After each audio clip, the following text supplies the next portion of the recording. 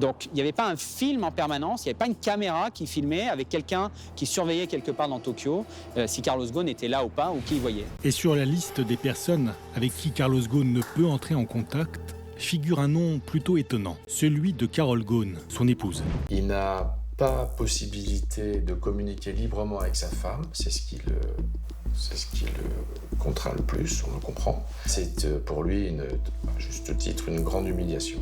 En fait, la justice japonaise avait très peur que Carlos Ghosn puisse faire disparaître des preuves sur, par exemple, des disques durs d'ordinateur, des documents, etc.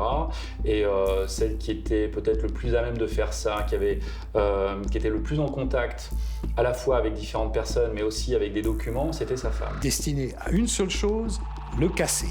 Le forcer à avouer, le casser. C'était ça l'objectif. Pour Carole Ghosn, cette mesure d'éloignement est un véritable déchirement, comme elle l'explique au micro de RTL le 8 octobre 2019. Je suis triste, il me manque énormément. Il a des droits de visite, sauf moi.